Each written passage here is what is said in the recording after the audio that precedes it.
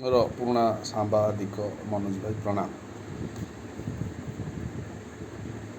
ବିହାରକୁ ଆନ୍ଧ୍ରକୁ ଅଧିକା ବଜେଟ୍ ଦେଲେ ଆମର ସେଥିରେ କାହିଁ ଚିନ୍ତା, ଯେଉଁ କହନ୍ତି କ'ଣ କେଉଁଥିରେ କ'ଣ ଗୋଟେ ଆଇଁଷ ଚିନ୍ତା କଲେ ଆମେ କାହିଁ ଚିନ୍ତା କରିବା। ଆମେ ତ ସେ ଓଡ଼ିଶା ଆମର ଏତିକି ଚିନ୍ତା କରିବା ଯେ ଓଡ଼ିଶାରେ ନବୀନ ବାବୁ ସରକାର ବା ନବୀନ ବାବୁଙ୍କର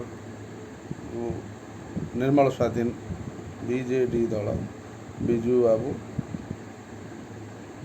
ଯେଉଁ କହିଥିଲେ ଓଡ଼ିଶାବାସୀଙ୍କୁ ମୋ ପରିବାର, ନବୀନ ବାବୁ ସେ ପରିବାରକୁ ଧରି ଚାଲୁଥିଲେ, ବରଂ ଏବେ ବି ଚାଲୁଛନ୍ତି ନାଇଁ, ପରିବାରଙ୍କ ସାଥିରେ ଅଛନ୍ତି।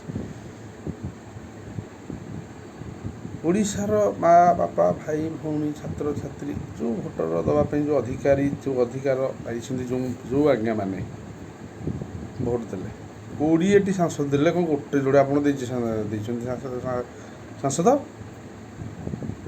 ସେଇଟା ହେଉଛି ପ୍ରଶ୍ନ ଯେ ଆପଣ 20ଟା ସାଂସଦ ଆମ ଓଡ଼ିଶାରୁ ଗଲେ, ଆପଣମାନେ ସିଏ ଲାଇନ୍ 3,31,000 ଧାନ, 3,000 ଭତ୍ତା, 50,000 ଲୋନ୍, 1,000 ମାଆମାନଙ୍କୁ ଭଉଣୀମାନଙ୍କୁ ଭତ୍ତା,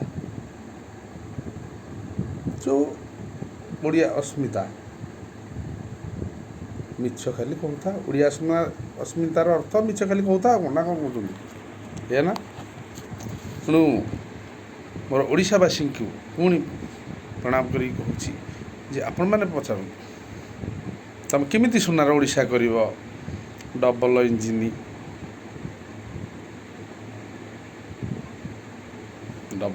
ତ ଉପରେ ତୁମର ତଳେ ତୁମର ଓଡ଼ିଶାରେ ବିଜେପି ସରକାର ଯେଉଁ ପଇସାଟି ଆଣିବେ, ମୋର ସେଥିରେ ଭାଗ ନାହିଁ କି? ମୋର ବି ଭାଗ ଅଛି, ମୋର ହକ ଅଛି ପାଇବାର, କବି କହିବାର ନାହିଁ ମୋର? ଯାହାହେଲେ ପଡ଼ିବ ନା ଆଜ୍ଞା। ବଡ଼ ଗଛ ବଡ଼ ଛାଇଲ ବଉଳ, ଛାଇ ପାଇ ଡେଣାକୁ ତ ଦେଲୁ ଖାଇ। ନାହିଁ, ଡେଣା ହାଣିଦେଲେ ବଡ଼ ଗଛ କ'ଣ ହେବ? କିନ୍ତୁ ସ୍ୱାଧୀନ ନମ୍ବର 1 ନବୀନ ବାବୁ ବିଜୁଙ୍କର ନନ୍ଦନ, ସିଏ ଓଡ଼ିଶାକୁ ଆପଣମାନେ 40 ବର୍ଷର ଯେଉଁ ଯେତେ ଆମେ ଅଛେ ବୟସ୍କ, ଆପଣମାନେ ଠିକ୍ ମନ ଅଛି, ଠିକ୍ ଜାଣିଛନ୍ତି କେଉଁଠୁ କେଉଁ ପର୍ଯ୍ୟନ୍ତ ଓଡ଼ିଶାଟାକୁ ନେଇକି ଥୋଇଲେ। ତେଣୁ ମୁଁ ସେଇଥିପାଇଁ କହିଥିଲି ଟିକେ ମେଣ୍ଟେନ୍ କରନ୍ତୁ। ନବୀନ ବାବୁ ଯାହା କରିଛନ୍ତି ଆପଣ ମେଣ୍ଟେନ୍ କରନ୍ତୁ, ମାନେ ତାକୁ ରିପେୟାର କରିକି ତାକୁ ହିଁ ଚଲାନ୍ତୁ। ଆଉ ତା ଉପରେ ଆପଣ ଯାହା ପ୍ରତିଶ୍ରୁତି ଦେଇକି ତାକୁ ଯାହା କହିଛନ୍ତି ଆପଣ